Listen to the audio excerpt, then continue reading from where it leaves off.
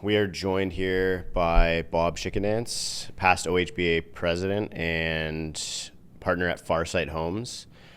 And today we're going to be talking a little bit about surety bonds, the benefit of them, and how they can help get more housing built.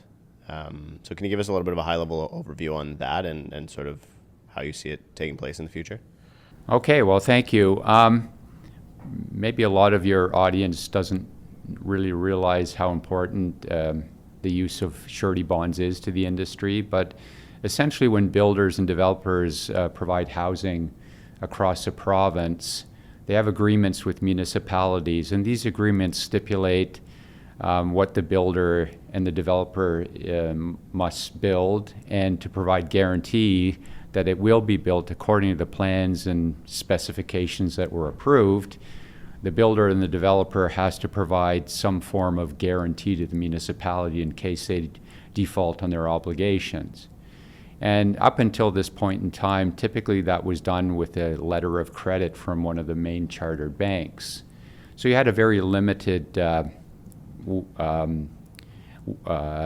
resource to provide this guarantee. Municipalities would, for the most part, only accept a letter of credit.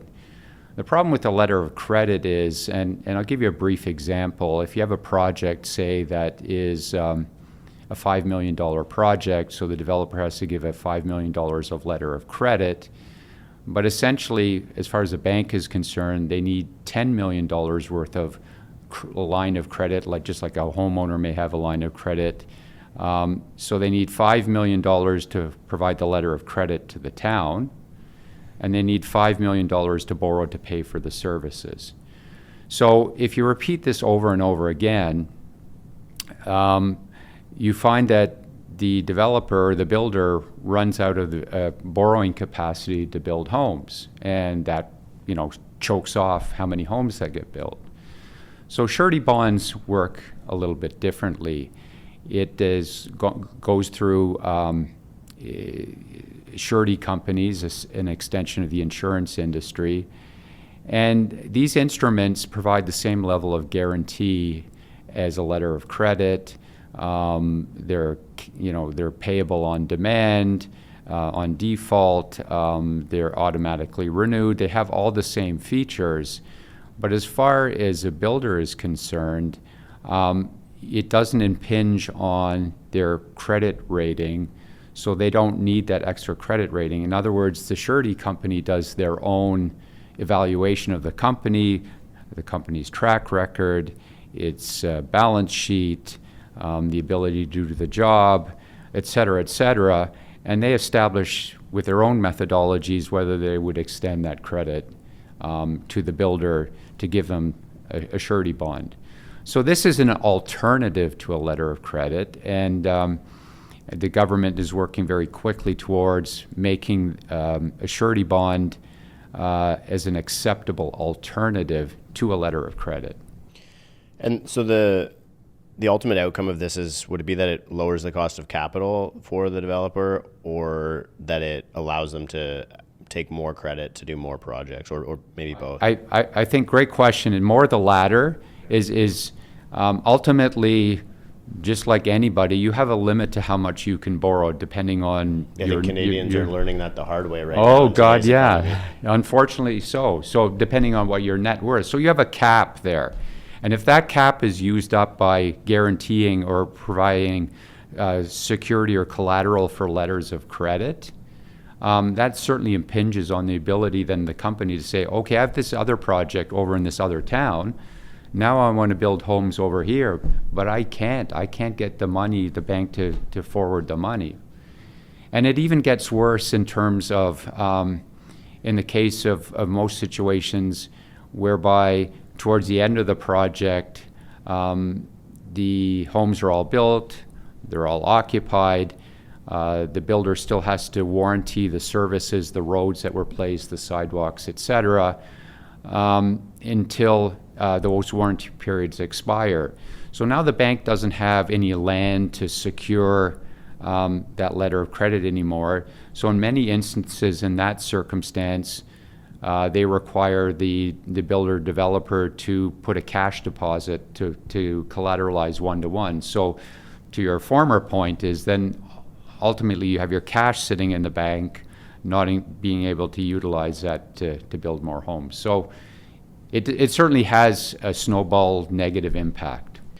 I guess this probably could have really helped builders capitalize a bit more on the cyclical nature of the industry as well. Like a lot of developers who sold probably a limited amount of supply in 2020 and 2021 when the market was really hot, probably would have loved to have been able to sell all of their product during that period of time, but they couldn't because, like you're saying, they were limited in the capacity that they could build at one time. And now we're at the end of that cycle and people aren't lining up to buy brand new houses anymore, and they still have probably a lot of entitled units that they'd like to put into the market, and they, it's kind of created this, I guess, a bit of a gap in the supply pipeline simply because they couldn't do what you're describing. Yeah, that's an interesting observation for sure. Is that, it does, ultimately as you lay that out, it does impinge on the builder's ability to deal with the cycles of the marketplace and to provide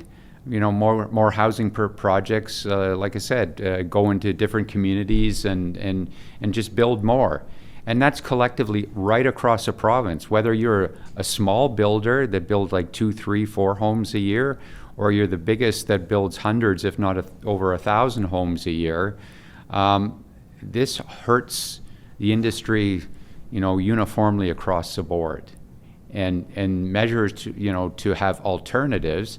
And mind you, not every company will qualify to use a surety bond. It has to go through its own strict underwriting process, which each surety company would implement.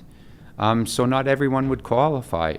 But to have good and viable alternatives is so important for the industry, particularly as we're, today's day and age where we're stressed right now, where the market is stressed and capital, quite frankly, is in short supply. Mm-hmm.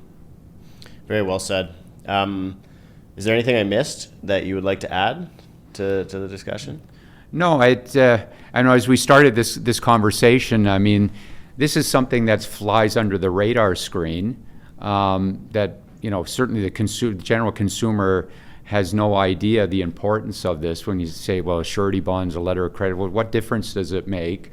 And I understand municipalities are concerned, like, are they protected? But we as OHBA has gone through a rigorous process with the surety companies to ensure that, there is guardrails in place, and not every surety company is rated high enough to provide these type of products. So we've covered all the bases, but at the end of the day, it's all about creating more opportunities where we have so many other roadblocks that we have to deal with that, provide the opportunity, like I said, to build the homes that we need. And that's what it's all about. I think for the municipalities as well, like, it's not like bonding is a new theme in the construction industry. Like, you see it on Terrion Bond, you see it on CMHC construction in a lot of cases, right? Like, construction companies are bonded. It's not like it's new. It's just who it's being applied to, I think, that's changing here slightly. Well, that's a great point. I mean, that was part of the challenge as we, I took a lot of time to have meetings with various municipalities and stakeholders to explain. So these on-demand surety bonds are different than, say, a construction bond. And unfortunately, that's what many people had baked in their brains, is like, a construction bond for, the construction companies post if they default. And the problem with those construction bonds are that you have to prove default before payment. And we're talking about a completely different animal. Although it's a surety bond, it's a bond, but it's a pay-on-demand instrument. In other words, if I default and don't fulfill my obligations, the municipality can write the surety tomorrow, say, Bob's defaulted, Farsight's defaulted, and demand payment. In 5 days, the money's in their account, exactly like a letter of credit. But again, this is an alternative. And the more alternatives we have, is ultimately, it benefits the consumer. It doesn't benefit me as a builder all that much, other than I can do more projects. But ultimately, more projects means more product for consumers, more competition, and hopefully lower price points. Yeah, 100%. I guess we'll leave it there. I really appreciate all the insight. I think this is a great piece to inject into the discussion. I agree. It's one of those things where it flies under the radar, so it's hard to get attention. It's hard to get people excited and passionate about it, like it is development charges, as an example, where they see it in their in their invoice when they go buy a new house. Right. But I think it's obviously going to do quite a bit of work, and I'm looking forward to seeing the results of it over the next couple of years. You and I both. So thanks for the opportunity. My pleasure.